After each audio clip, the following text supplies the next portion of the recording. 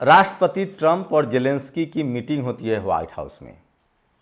दरअसल लिटरली उसको कहा जाए तो राष्ट्रपति डोनाल्ड ट्रंप जेलेंस्की जो यूक्रेन के प्रमुख हैं उनकी बेइज्जती करते हैं। उनको कहते हैं कि तुम्हारी हैसियत क्या है, क्या तुम रूस से लड़ सकते हो? ठीक है, तुम्हारे लोग बहादुर हैं, लेकिन तुम्हारे पास हथियार कहाँ से है? और उसके बाद कहा जाता है कि तुम एक शांति समझौता करो। उस समझौते में क्या है? उस समझौते में ये है कि यूक्रेन की सारी खनिज संपदा 50% अमेरिका लेगा, 50% रूस लेगा। सोचिए ये नौबत क्यों आई और भारत को इससे क्या सबक लेने की ज़रूरत है, और आज कैसे पूरा यूरोप जेलेंस्की के साथ खड़ा है। यूक्रेन अभी भी यूरोपियन कंट्री का हिस्सा नहीं है, वो एशिया में आता है, वो रूस का पड़ोसी देश है, लेकिन पूरा यूरोप न्याय के साथ खड़ा है। तो क्या जिस तरह से सेकेंड दुनिया में एक नॉर्मल फिलॉसफी है, एक नॉर्मल जो सब लोग सोचते हैं कि ताकतवर के साथ रहो, लेकिन ऐसा नहीं हुआ है कि जो लोग ईमानदार रहे हैं, सच्चे रहे हैं, उन्होंने अन्याय को हराया नहीं है। आप द्वितीय विश्व युद्ध की स्थिति देखिए, सेकेंड वर्ल्ड वॉर, जिसको पाप की धुरी कहा जाता था, रोम, बर्लिन, टोक्यो, जर्मनी की राजधानी बर्लिन, जापान की राजधानी टोक्यो और इटली की राजधानी रोम। मुसोलिनी हिटलर की तुकबंदी थी। क्या वो युद्ध नहीं हारे? क्योंकि उस समय पूरी दुनिया इस पाप की धुरी रोम, बर्लिन, टोक्यो के खिलाफ खड़ा हो गया था।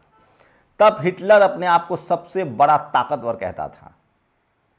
तब उसे नाज था अपने पनडुब्बी जहाज़ों पर, उसे नाज था अपने फाइटर प्लेन पर, उसे नाज था अपने सैनिकों पर, लेकिन वो हारा क्योंकि वो अन्याय के साथ खड़ा था। और रूस, अमेरिका, तमाम देश जीते क्योंकि वो न्याय के साथ खड़े थे। तो क्या एक बार फिर से दुनिया में चीन, रूस और अमेरिका की वो धुरी बन रही है जिसमें तमाम ऐसे देश जिनके पास खनिज संपदा, उनको लूटा जाएगा? इससे बचा कैसे जा सकता है? नमस्कार, मैं शंभू कुमार सिंह और आप देख रहे हैं नेशनल दस्तक। रूस यूक्रेन पर हमला कर रहा है। सबको पता है रूस यूक्रेन के मुकाबले बहुत ताकतवर देश है, लेकिन अब तक यूक्रेन लड़ रहा है क्योंकि उसके पास यूरोप की मदद है, अमेरिका की भी मदद थी। अब तक अमेरिका कोशिश कर रहा था कि हम ऐसे लोगों की, अमेरिका अब तक किसी की मददगार तो नहीं रहा है, दरअसल वो हथियारों का सौदागर है। अमेरिका दुनिया भर में हथियारों का सौदागर है।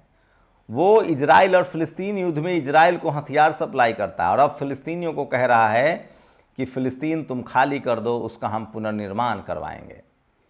तो क्या ये माना जाए कि जिस तरह से अमेरिका पहले यूक्रेन के साथ था, अब वो रूस के साथ है, तो क्या रूस, अमेरिका और चीन मिलकर एक ऐसा सेंटर बनना चाहते हैं जिसमें दुनिया के बाकी देशों को चुप करा दिया जाए? सेकेंड वर्ल्ड वॉर में ऐसा हुआ था, ऐसी कोशिश हुई थी, नतीजा वर्ल्ड वॉर हुआ था। उस समय रोम, बर्लिन, टोक्यो, अगर आप हिस्ट्री के छात्र हैं तो आपको पता होगा, इनको पाप की धुरी कहा जाता था। क्या आज रूस, चीन और अमेरिका मिलकर दुनिया पर कब्जा करना चाहते हैं? इसको समझिए और इससे लड़ा कैसे जा सकता है, सोचिए। खासकर भारत के परिप्रेक्ष्य की बात करें तो एक समय था जब पाकिस्तान से युद्ध चल रहा था, तब रूस हमारा खास दोस्त था। अमेरिका ने अपने बेरे खोल दिए थे पाकिस्तान के पक्ष में, लेकिन रूस भारत के साथ खड़ा था। दरअसल अमेरिका का ट्रंप और अभी एलन मस्क की नीति है कि अमेरिका को फिर से बड़ा ताकत बनाना है। उसकी असली जो चुनौती है वो चीन और रूस से है। चीन दुनिया का सबसे बड़ा मार्केट सप्लायर बन रहा है। अब तक सप्लायर अमेरिका था, लेकिन अमेरिका के सर्विस सेक्टर को, चाहे उसका बोइंग हो, चाहे उसका गूगल हो, चाहे उसका सोशल मीडिया प्लेटफॉर्म हो, पूरे सर्विस सेक्टर को चीन तबाह कर रहा है। यहाँ तक कि इलेक्ट्रॉनिक्स, जो जनरल मोटर्स है, जनरल मोटर्स वो कंपनी है जो आपके अल्ट्रासाउंड से लेकर, एक्सरे से लेकर, कार से लेकर तमाम तकनीकी मशीनें बनाती है। उसके एवज में चीन दो तरफा काम कर रहा है। वो सर्विस सेक्टर पर भी काम कर रहा है, वो मैन्युफैक्चरिंग पर भी काम कर रहा है। इसकी वजह से चीन एक बड़ी ताकत बनता जा रहा है। सोचिए, जब ट्रंप को शपथ लेना था तो उसने चीन के राष्ट्रपति को न्योता भेजा था, लेकिन चीन के राष्ट्रपति नहीं गए, पुतिन जा नहीं सकते हैं। तो क्या ये बड़ी वजह है? मैं फिर कह रहा हूँ, चीन हमेशा से भारत के लिए खतरा रहा है, उसका एक औपनिवेशवाद की नीति रही है। सवाल है कि कैसे लड़ा जा सकता है। लड़ने का एक ही तरीका है, भारत के लोगों को अंधविश्वास और पाखंड से दूर होना पड़ेगा। चीन ने जिस तरह से अपने इंफ्रास्ट्रक्चर पर खर्च किया है, चीन ने जिस तरह से कॉलेज यूनिवर्सिटी पर खर्च किया है, भारत को भी ज्ञान विज्ञान पर खर्च करना पड़ेगा। आज के डेट में कोई देश वही ताकतवर कहलाएगा जिसके पास अपना फाइटर प्लेन होगा, जिसके पास अपना रोबोट वाले सैनिक होंगे और जिसके पास अपना ड्रोन जैसा बम गिराने वाला जहाज होगा। अगर नहीं होगा तो हो सकता है कि कल कोई अमेरिकी, कल कोई चाइनीज आपको आंख दिखाए। अब तक रूस भारत का सबसे शानदार और विश्वसनीय दोस्त रहा है, लेकिन जिस तरह की ट्रंप की नीति है वो हो सकता है कि रूस और चीन से एक बड़ी बार्गेनिंग करें और भारत के लिए वो मुश्किल साबित करे। भारत एक बहुत बड़ा मार्केट है, चीन के बाद दुनिया का सबसे बड़ा मार्केट भारत है। लेकिन सोचिए अमेरिका की औकात किस तरह से यूरोप ने अब दिखानी शुरू कर दी है। जेलेंस्की को जिस तरह से व्हाइट हाउस से निकाला गया, उनको लंच तक नहीं ऑफर किया गया, कहा गया कि तुम चले जाओ। इसका मतलब है उसके बाद यूरोप के तमाम देश, मैं चाहे तो कमेंट करके बता सकता हूं, इंग्लैंड ने कहा है कि मैं तुम्हारे साथ हूं। सोचिए ट्रंप ने किस तरह से पहले इंग्लैंड को धमकाया कि क्या तुम रूस से अपने देश को बचा लोगे, फिर अमेरिका ने जर्मनी को धमकाया कि क्या तुम रूस से अपने देश को बचा लोगे। अब सोचिए पोलैंड, डेनमार्क, लिथुनिया, ये तमाम यूरोपियन देश हैं। पूरे यूरोप ने एक सुर में कहा है कि जेलेंस्की और यूक्रेन अपने आप को अकेले न समझे, हम उनके साथ हैं। फ्रांस, सोचिए किस तरह से अभी है, ट्रंप ने फ्रांस के राष्ट्रपति मैक्रा को बुलाकर फटकार लगाई थी। तो क्या अमेरिका की कोशिश है कि चीन के साथ मिलकर और रूस के साथ मिलकर पूरी दुनिया पर कब्जा कर लिया जाए, पूरी दुनिया की खनिज संपत्ति को लूट लिया जाए? लेकिन सोचिए ब्राजील, बोलिविया, तमाम लैटिन अमेरिका, जिसमें क्यूबा भी है। मैं आपको एग्जाम्पल बताता हूं। क्यूबा फिदेल कास्त्रो का देश, भारत के साथ अच्छे संबंध रहे हैं। आप चे ग्वेरा की जो टी शर्ट पहनते हैं, चे ग्वेरा दरअसल क्यूबा के ही थे और वो फिदेल कास्त्रो के दोस्त भी हुआ करते थे। चे ग्वेरा एक स्वतंत्रता फ्रीडम फाइटर थे, भारत के प्रति उनका असीम लगाव था। आज भी अमेरिका, क्यूबा पड़ोसी देश क्यूबा है, उसके पनडुब्बी को नहीं मार सकता है क्योंकि वो पड़ोसी है। अमेरिका कभी अपने पड़ोसियों से नहीं लड़ता। इसी का नतीजा है कि लैटिन अमेरिका ने बहिष्कार कर दिया है। हम तुम्हारा मैकडोनल्ड, हम तुम्हारे केएफसी, हम तुम्हारा पेप्सी, कोल्ड ड्रिंक्स, तमाम सर्विस जो फूड आइटम्स है, जो ग्लोबल आइटम्स है, अमेरिका को मजबूत बनाता है। पूरे लैटिन अमेरिका देशों ने कहा है कि हम इनके सामान का बायकॉट करते हैं, अगर ये हमारे नागरिकों को वहाँ काम नहीं करने देंगे तो हम इनका सामान नहीं खाएंगे। चीन इसी तरह से मजबूत बना, उसने हर चीज़ अपना क्रिएट किया। उसका अपना गूगल है, उसका अपना एक्स है, उसका अपना सर्च इंजन है, सर्विस सेक्टर हो, उसका अपना फाइटर प्लेन है, उसका अपना बोइंग के मुकाबले अपनी जहाज की कंपनी है, लेनेवो, डेल, ये सारे कंपनियों को उसने खरीदा है। और यहाँ तक कि अमेरिका इतना निर्भर है कि अमेरिका का नेशनल फ्लैग और एप्पल आईफोन जो आप देखते हैं उस सब का कंपोनेंट्स मेड इन चाइना होता है और वो असेंबल भी चाइना में होता है। जो सिर्फ अमेरिकन कंपनी है, अमेरिकी इन्वेंशन है। इस वजह से अमेरिका मजबूत होता जा रहा है। लेकिन सोचिए अगर आपको इन देशों के मुकाबले खड़ा होना है तो भारत को भी सर्विस सेक्टर पर काम करना पड़ेगा, भारत को ज्ञान और विज्ञान पर काम करना पड़ेगा। कम से कम आपको जो आपका जो सैन्य जो डेवलपमेंट है वो करना पड़ेगा। आपको 6 जनरेशन के फाइटर प्लेन्स बनाने पड़ेंगे। भारत के पास 5th जनरेशन के अभी नहीं है, हम दूसरे देश पर निर्भर हैं। अमेरिका सिर्फ हथियारों का सौदागर है, वो अपने हथियार बेचना चाहता है। तो दुनिया सिमट रही है, रूस ने अपने आप को मजबूत किया है, इसलिए पुतिन किसी के मोहताज नहीं है, चीन किसी का मोहताज नहीं। मैं फिर कह रहा हूं, अगर आप असली भारतीय हैं, आप असली राष्ट्रवादी हैं, अब भी मौका है आपको अपने कॉलेज, यूनिवर्सिटी, DRDO, इसरो, इन तमाम जो इंस्टीट्यूशन है उनको मजबूत करना पड़ेगा। कॉलेज यूनिवर्सिटी में आपको ज्ञान विज्ञान की पढ़ाई करानी पड़ेगी, टेक्निकली आपको मजबूत होना पड़ेगा ताकि कोई आपके सामने खड़ा ना हो पाए। साथ ही मार्केट के लिहाज से भारत को अपना इंफ्रास्ट्रक्चर करना पड़ेगा, अपने प्रोडक्ट्स को मजबूती देनी पड़ेगी ताकि आप पर जो टैरिफ लादा जा रहा है। भारत का मार्केट क्यों डूब रहा है? क्योंकि अमेरिका टैरिफ लगा रहा है। दुनिया भर के निवेशक जो है वो भारत से पैसा निकाल रहे हैं क्योंकि उनको लगता है कि भारत में कोई इन्वेंशन नहीं हो रहा है।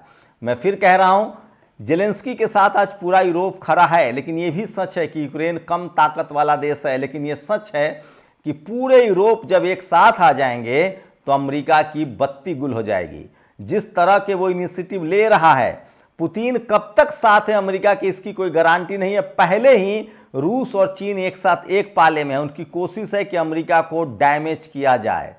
अगर रूस और चीन अमेरिका के साथ आता भी है तो एक बड़ा खतरा हो सकता है, खासकर उन देशों के लिए जो भारत जैसे देश है। ऐसे में भारत को अपने सैन्य क्षमता को बढ़ाना पड़ेगा, सर्विस सेक्टर को मजबूत करना पड़ेगा, इंफ्रास्ट्रक्चर मजबूत करना पड़ेगा और अपने देश को अंधविश्वास और कर्मकांड से निकालकर विज्ञान तकनीक की तरफ बढ़ना पड़ेगा।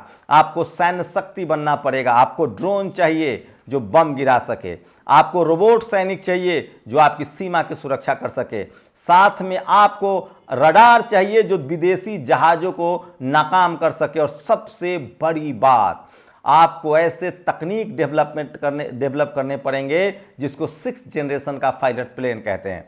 अमेरिका इसी पर कूद रहा है, लेकिन मैं फिर कह रहा हूं अमेरिका की हैसियत नहीं है कि वो पूरे यूरोप से लड़ सकता है। जिस तरह के एटीट्यूड है ट्रंप का और एलन मस्क का, अगर यूरोप ने अमेरिकी सामानों की खरीद बंद कर दी, जो कि संभव है, तो अमेरिका घुटनों पर आ जाएगा। लैटिन अमेरिकी देशों ने, बोलिविया, ब्राजील, मैक्सिको, क्यूबा ने अमेरिकी सामानों की खरीद बंद कर दी है। ऐसे में हमारा सबसे बड़ा जो खतरा है वो चीन से है। चीन से अगर हमें इसी तरह के खतरे महसूस होते रहें, तब तक होते रहेंगे जब तक हम सैन्य शक्ति को नहीं बढ़ाएंगे। तो जेलेंस्की और ट्रंप ने दुनिया को 2 भागों में बांट दिया है। हो सकता है कि आने वाले समय में जिस तरह से सेकेंड वर्ल्ड वॉर के समय रोम, बर्लिन, टोक्यो, जर्मनी, जापान और इटली पाप की धूरी था, क्या वो धूरी अब अमेरिका, चीन और रूस बनने जा रहा है? और क्या दुनिया को फिर से उनसे खतरा है? मैं फिर कह रहा हूं ये 21वीं सदी है। मिला जुला कर सबके पास तकनीक है, सबके पास हथियार है, लेकिन ये उन देशों के लिए सबक है जो अमेरिका, रूस और चीन को अपना दोस्त मानकर बैठ जाएंगे। आपकी ताकत जब तक नहीं बढ़ेगी, दुनिया में आपकी पूछ नहीं होगी और अमेरिका को इससे बड़ा नुकसान उठाना पड़ सकता है अगर दुनिया भर के देशों ने, खासकर यूरोप ने, उसके सामान का बायकॉट किया। फिलिस्तीन के लेकर जिस तरह का ट्रंप का रवैया है, अगर मिडिल ईस्ट ने उसके सामानों का बायकॉट किया तो हो सकता है कि बड़े बड़े सूरमा भी हारते रहे हैं। खासकर वियतनाम युद्ध सबके सामने है, इराक युद्ध सामने है, अफगानिस्तान युद्ध सामने है, अमेरिका को हारना पड़ा है। रूस पर दुनिया की नज़र है। रूस का कैरेक्टर बहुत ही न्याय के पक्ष में रहा है। लोग पुतिन से उम्मीद कर सकते हैं, लेकिन फिलहाल पुतिन की कोशिश है कि एक तीर से 2 निशाना साधा जाए।